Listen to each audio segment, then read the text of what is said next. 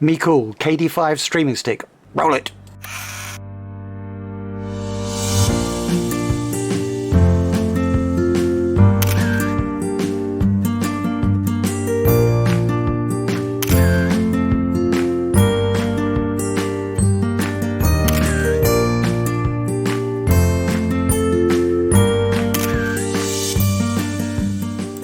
Today we're going to be having a look at the Mecool KD5 FHD TV Google TV streaming stick, which is the little brother, if you like, of the Mecool KD3, which we reviewed a couple of months ago. So today the focus is on this little beauty, and let's see what it can do. Quick disclaimer, just to clarify things, Mecool did send me this KD5 for review, a review sample. They sent it to me free. I did not pay for it. However, let's be sure about the review. These will be my views, and I will be pointing out both the pros and the cons. No holding back, as always in our reviews. So let's power on. But first this. I used to wonder where the sun went at night, and then it dawned on me. So what's in the box? We've got the manual, small little manual with the usual helpful setup guide, which we don't usually pay much attention to, do we? Let's face it. We have the micro USB power cable that goes with the power brick. They sent me a US power brick, which has 1 amp 5 volts, as you can see there. The remote, the Google reference G10 reference remote, excellent remote this is. With its 4 quick access buttons to YouTube, Netflix, Prime Video and Google Play, and all the other usual controls found on this fabulous remote. I love this remote. It's got a great shape to it, great feel to it in the hand, very easy to use. An adapter cable that goes with an HDMI adapter cable that helps plug into the Mecool dongle stick. And on that there is an HDMI little sticker there, logo on the back, nothing, and then we have its one port there, micro USB port, which obviously goes into the power cable. Let's hook it up to the capture card and have a look at it. Boom! And talking about the remote, it came without batteries obviously, so you'll have to put your own batteries in. 2 AAA batteries, I've got a couple of Amazon batteries in there. And away we go. So I'm booting up for the first time. I was a bit surprised to find that there was already, it booted straight into the Android TV home screen, which in other words I didn't get a setup screen. Now that surprised me, as I say. On investigating a little bit, I found that it was already had a Gmail account, a Google account already registered, and that was actually a Mecool account that so this has obviously been tested before it was sent out to me. Okay, so what I did, a full reset and check that there is a setup screen in the beginning. So I'm back. I did a reset and everything's come back up normally. Once restarted, it took me into a setup screen, and I was able to do that via my phone using the Google Home Google app. As you can see there on the home screen, it's the Android TV home screen. We'll just check a couple of things. Let's go into device preferences to see in the about. We'll see that we have model is TV Stick Android TV OS version 11. So what are the specs like? Tell me about the specs. Let's open up 𝙭𝙪𝙧𝙧𝙧, and in there we can see the device type TV. Well, that's obvious. Skyworth Digital is the manufacturer, as with in the KD3 4K stick. The brand is Mecool. It has 1 GB of installed RAM. A little bit low perhaps. You might find that some of the screens are a little bit slow, unresponsive, though we will see that in a bit, see what it's like. Internal storage total space is about 4.4 GB. That's left over after the main system has been installed. It's a total of 8. Let's have a look at the CPU. 4-core Cortex A35 running at 1800 megahertz. Got a 64-bit instruction set, but it's in 32-bit mode. AV1 video coder, which is common on most devices these days. The AV1 allowing same quality of video with less bandwidth, so it's more efficient. Let's check out the speeds. What are the speeds like? Well, on Wi-Fi,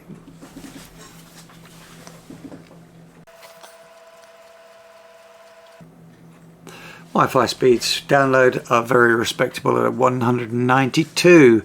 This does vary. I've tested it several times and I've gone between about 160 and just under 200, 199. Upload speeds are not so good, 31 megabits per second. That said, these speeds are more than enough to stream anything that you might need to run. Now this is connected on the top left hand side there. You can see that it's connected to Wi-Fi. It is possible to hook up an Ethernet connection by using an OTG cable and an Ethernet adapter. So I'm actually plugging one in right now. So I did it again on the Ethernet and I got 257 down and 126 up again. So as I mentioned earlier on, it's not a 4K stick, it is a full HD FHD 1080p stick. So if we play a 4K file from YouTube, let's put that up, and if we go into stats for nerds, we can see that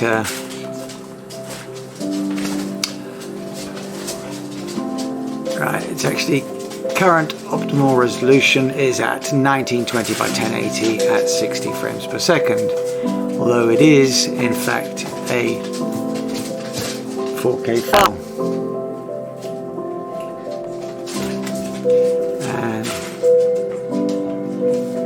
And quality is just great.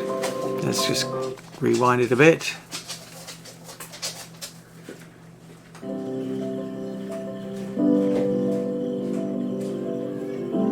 Great picture.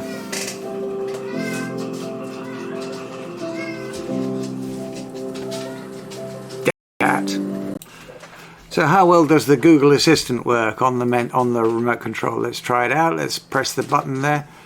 Tell me a joke. Prepare to sew up your sides. Why can't Dalmatians play hide and seek?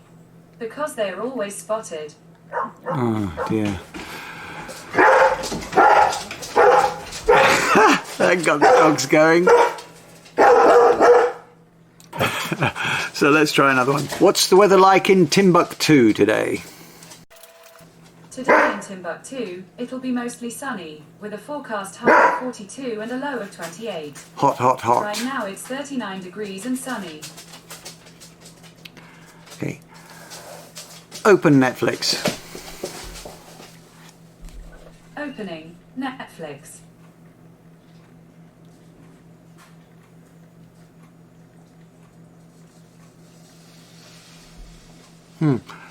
Not the quickest in opening Netflix. I've got to admit that's that 1 GB of RAM showing it's slightly underpowered there.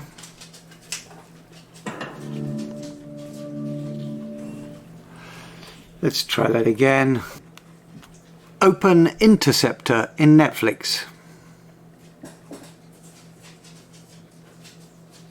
Got it. Opening Netflix.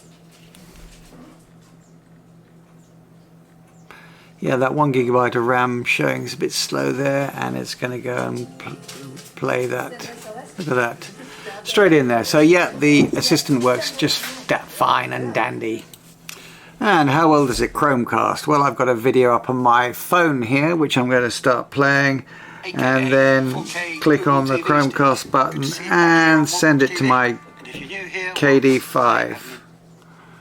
And see what happens there. Yep, there it goes. It's opened up YouTube and it's going to play that video, I hope.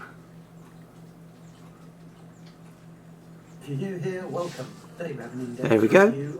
That's the KD3 video that I did a couple of months back, and that's playing just fine.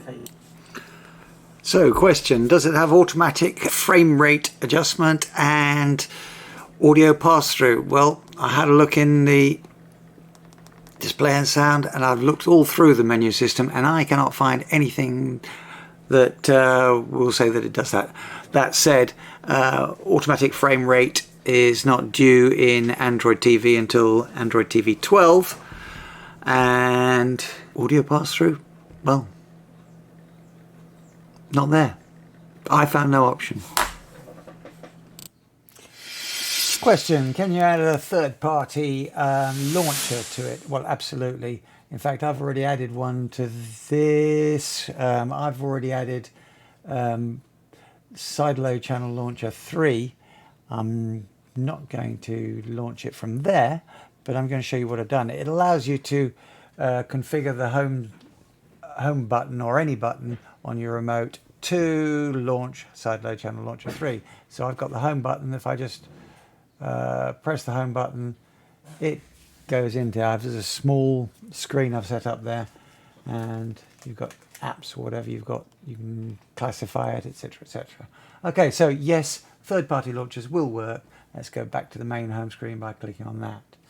As I said, home button is already configured to the launcher if I want to. That's for another day.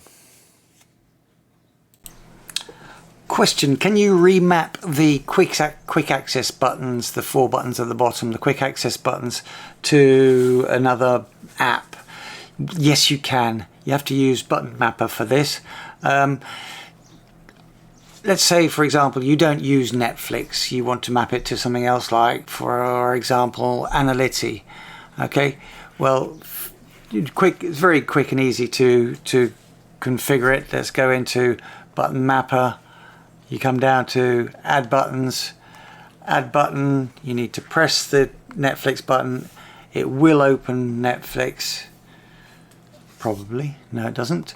Okay, we go in there, you go into there, customize it, and we're going to do it on a single tap. We're going to change an application, come down to, we said 𝙾𝙾𝙧𝙀, we're going to change it to 𝙾𝙾𝙧𝙀.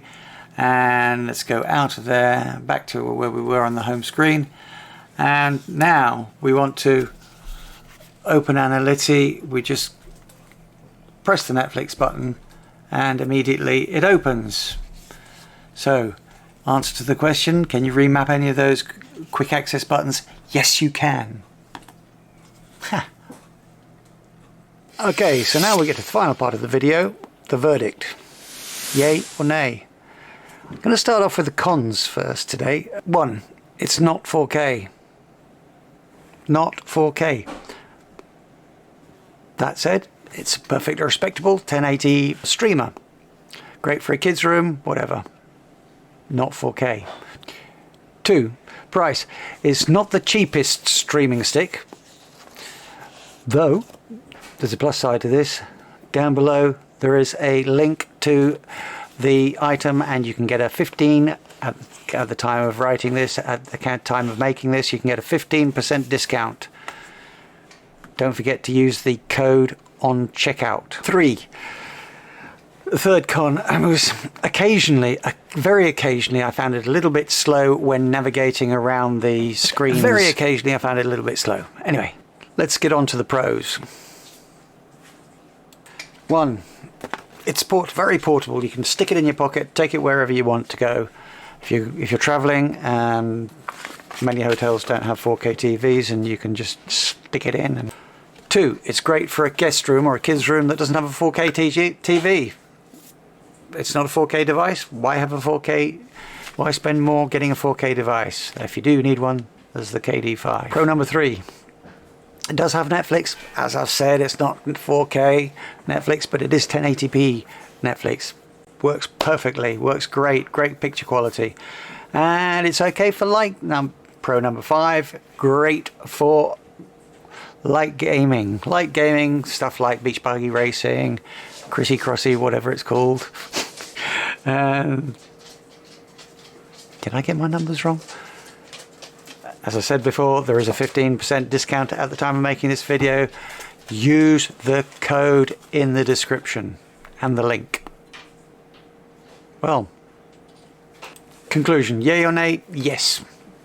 It's pretty good. I like it. So, time to say goodbye. Before we go, thank you very much for being here. Please give it a thumbs up and click that subscribe button if you haven't done so already. If you're not already a subscriber, give us a comment. Tell us what you think. You going to get one? Thanks again for being here. Number 2, the price. Okay, it's not the cheapest streaming